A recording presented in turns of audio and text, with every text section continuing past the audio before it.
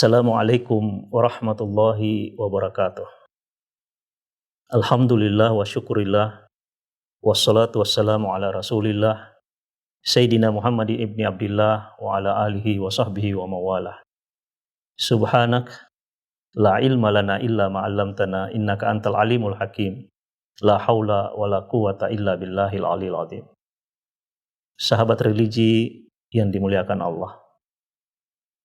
Syukur alhamdulillah tidak putus-putusnya kita ucapkan kepada Allah Subhanahu wa taala yang telah memberikan kita berbagai macam nikmat, termasuk kenikmatan beribadah yang kita laksanakan saat ini.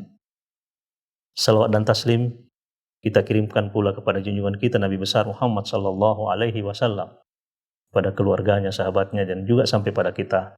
Dan kita berharap kita termasuk umat beliau yang mendapatkan syafaat dari Rasulullah sallallahu alaihi wasallam di akhirat kelak nanti. Sahabat religi yang dimuliakan Allah, ada beberapa pesan Nabi yang beliau khususkan kepada sahabat yang datang meminta wasiat kepada beliau. Tetapi pesan khusus itu boleh jadi masih sangat relevan dengan kondisi kita saat ini. Yang pertama adalah ittaqullah haitsuma kunta. Bertakwalah kamu kepada Allah dimanapun kamu berada. Kata takwa sudah sering kita dengar.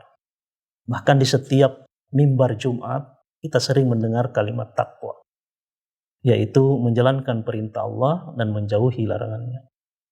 Tetapi ternyata kata takwa tidak hanya sampai di situ. Para ahli sufi mengatakan takwa itu adalah hubungan baikmu dengan Allah yang dibuktikan dengan hubungan baikmu dengan sesama manusia. Takwa itu ternyata bermakna pengabdian yang tulus. Jadi apapun yang kita lakukan, kita harus lakukan itu dengan pengabdian yang tulus. Ittaqullah haitsuma kunta, maksudnya di sini adalah lakukanlah pengabdian yang tulus itu dimanapun kamu bekerja, dimanapun kamu berada, apapun profesimu. Nah, apa dampak kalau kita sudah melakukan pengabdian yang tulus? Allah berjanji, wa may yattaqillah yaj'al lahu makhraja. Siapa yang melakukan pengabdian yang tulus, baik hubungannya dengan Allah dan dibuktikan hubungan baiknya dengan sama manusia, apabila dalam profesinya, dalam pekerjaannya itu dia mendapat masalah, maka Allah lah yang akan memberikan kepadanya jalan keluar. Tidak hanya sampai situ, Allah yarzuqu ma yahtasib. Allah menyiapkan rezekinya yang dia tidak tahu dari mana arahnya.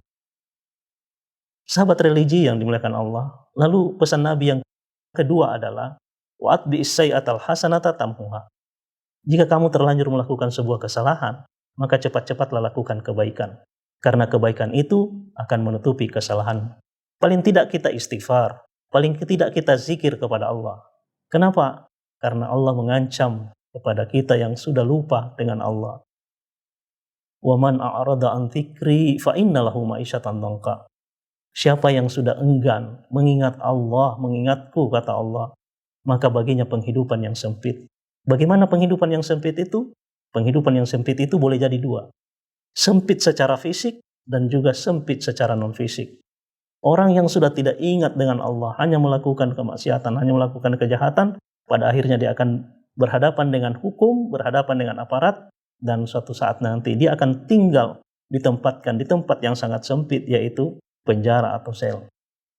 Lalu ma'isyatan dhanka yang berupa non-fisik, sebesar apapun keuntungan yang diperoleh di dunia ini, tetapi kalau dia lupa kepada Allah, maka keuntungan yang diperoleh itu tidak ada apa-apanya. Dia selalu merasa tidak cukup. Apa dampaknya kalau kita tidak ingat lagi kepada Allah? Wa man a'rada an dzikri fa inna lahu ma'isyatan dhanka wa nahsyuruhu yaumal qiyamati a'ma. Di hari kemudian nanti mereka yang sudah lupa dengan Allah ini dikumpulkan dalam keadaan buta, tidak tahu arah. Nah, ketika dikumpulkan dalam keadaan buta, mereka protes kepada Allah. Ayat selanjutnya menjelaskan, qala rabbi lima hasyartani a'ma. Wahai Tuhanku, kenapa kamu kumpulkan aku dalam keadaan buta? Wa kuntu basira, padahal sebelumnya aku di dunia melihat.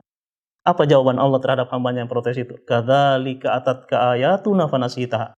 Demikianlah karena waktu di dunia sudah ada nasihat, sudah ada rasul, sudah ada ayat Al-Quran, sudah ada Nasihat-nasihat yang lain kalian lupakan.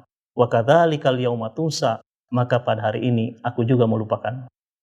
Sahabat religi yang dimuliakan Allah. Lalu wasiat Nabi yang ketiga adalah wa khaliqin nas bi khuluqin hasanin. Berinteraksilah, bergaullah dengan sesama manusia dengan akhlak yang baik. Problem bangsa kita saat ini bukan hanya pada problem hukum, bukan hanya pada problem ekonomi, bukan hanya problem kesehatan, tapi jauh lebih penting adalah problem dekadensi moral. Kita lihat di berbagai macam media, banyak terjadi pelanggaran-pelanggaran, orang tua melalaikan anaknya, mengabaikan anaknya, anak tidak menghargai orang tua dan segala macam. Banyak sekali. Padahal kehadiran Nabi Muhammad SAW tidak hanya mengajarkan kita bagaimana beribadah, tetapi misi utama beliau adalah bagaimana kita ini manusia berakhlak yang baik. Innama bu'istu liutammima makarimul akhlak. Aku diutus untuk menyempurnakan akhlak. Sahabat religi yang dimuliakan Allah. Olehnya itu, kalau kita ingin selamat di dunia ini sampai di akhirat kelak, paling tidak kita memperhatikan wasiat Nabi ini. Yang pertama, kita beribadah, melakukan takwa kepada Allah betul-betul dengan ketulusan. Yang kedua, kalau kita terlanjur melakukan sebuah kesalahan, maka cepat-cepatlah kita lakukan kebaikan. Dan yang terakhir, berinteraksi dengan sesama manusia dengan akhlak yang baik. Dengan ketiga hal itulah kita jaga baik-baik, apalagi di bulan suci Ramadan ini kita manfaatkan untuk melakukan hal-hal kebaikan, baik untuk diri kita, untuk keluarga, dan untuk masyarakat. Demikian, wallahu a'lam bishawab, wallahu musta'an. Wassalamualaikum warahmatullahi wabarakatuh.